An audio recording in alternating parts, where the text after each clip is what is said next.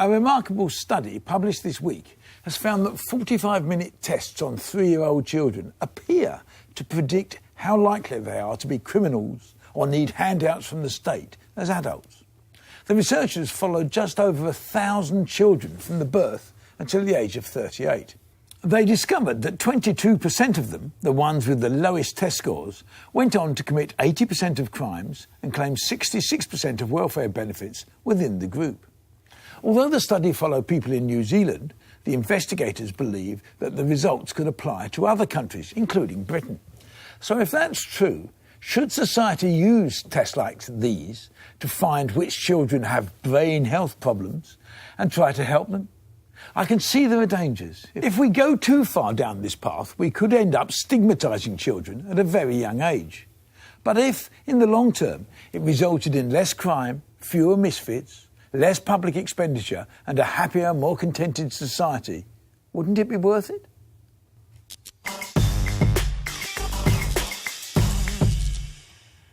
It is very interesting, Greg, because, I mean, looking at what we've just talked about, would this have solved our Karen Matthews problem? I've had children, though, and they do change very rapidly from 0 to 12. And, you know, the idea that age 3, a mum is told, congratulations, your toddler's a psychopath, is a bit disturbing to me. I mean, I remember I grew up with... I grew up with 3 extremely violent male brothers. I remember my younger brother used to wander around the garden with a rock, just waiting to hit us over the head with it. And he's probably the he's now the calmest... Foreign Secretary, isn't he? No. He's now the Health and Science Minister, you see. So I think he could have been written off age 3. Anyway, he's turned out to be a very calm and, most calm and measured of us all. But actually, so what I'm saying is, I think sticking labels on children can be problematic. No, what I'm saying is you've got to look at the and as I say, the results came out this week. I haven't read the whole report. It'd be very interesting to look at it and see. But if just think theoretically, if it was possible to identify people who are more likely to be criminals, more likely to put a demand on the state and finances in the state, and you could do something about it, the question is, should you? I think the problem is how do you evaluate these people? Cameron said that we spent, was it £9 billion during his premiership on only 120,000 problem families. That would solve our foreign aid problem with a stroke. Find the problem families, sort them out and use the money instead of cheating foreign aid of sort them out? On social care. What's the definition of Well, set them on the straight and narrow so they have productive lives rather than they're a charge on the state. But at a 4-year-old, would you do that with a 4-year-old? What do you do? Well, you would have to give them more support, more help, understand what they're about. But I mean, the study has done all and says, look, we can identify of the group they chose. We can identify over 1,000 people. We can identify which ones are more likely to commit crime and more likely to be social. I understand it, but so what do you do, Greg? So you're a 4-year-old. You found a 3-year-old. You've done this test, and it says that potentially he could be a psychopath. But if the interesting question is, should you even consider? Consider it? If you could do something, if you could then by identify them, I think there are some suggestions. Work with them. Really good nutrition, extra attention, make sure they do go to school. All these things, and there are quite simple fixes for these people. So the ones who are really badly behaved and the ones who are potential criminals, we're going to look after and make sure they have a nice diet, and kids who behave themselves, we're going to ignore.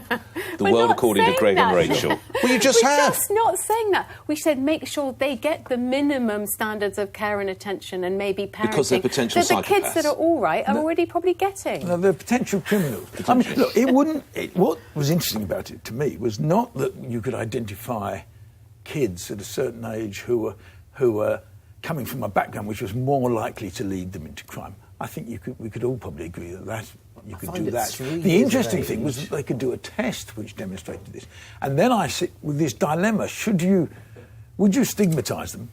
In which case, is that a mistake? Or should you actually just give them further... Is there a way of giving further support? I mean, what you know is it's going to cost more for that early period. But if that's what you're going to get, if in 30 years' time you get less crime, you get less people demanding from the Good state investment. because of this. Is it a good investment? Probably. I think it is, and I actually, when you look at, yeah, I know, shock horror, kids. When you actually look at what they're doing a 45-minute examination. So they're doing lots of different tests. They're looking they're looking at intelligence, receptive language, motor skills, and what they're saying. Motor skills. Yeah, I don't think it's driving. I don't think they're referring to that. But what 3 they're years of saying, age. yeah, but what they're saying is that the outcome of this test would basically show like there's way too little stimulation at home and stuff like that. So what you would actually do is if you have children, and there's a whole different question around how and where you test them, but let's just forget that for a moment and assume you have tested them.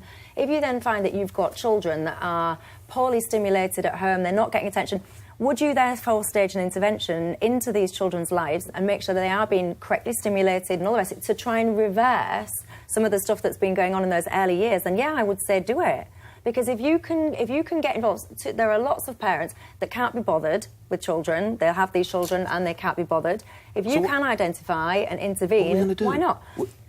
So now we're actually going to take these children into state care, are we? That's not what I suggested. So what are we going to do? Go around every day and read them books? No, but what you would do is, and bearing in mind I'm not a blooming child psychiatrist, but if I had a classroom and I had children that was flagged to me that, right, this kid, understimulated, bad problems as a result of this, I don't know, you create a proper programme with their parents, you get extra stimulation, teaching. Yeah, but you bring the parents in. But they don't care. Well, you have to They don't make care, them they're just down the bingo. You're But you making make them understand the consequences. General. That's too general. Clearly there are going to be some who don't care, but there are clearly also going to be others who can't cope. You can't just who don't leave it. know how to do it. They didn't have that parental background You themselves. create a divided society But where they're you already separate. divided. If this is what the science shows, to ignore it would be foolish, because they will be stigmatised and they will be separated anyway as a result of all this.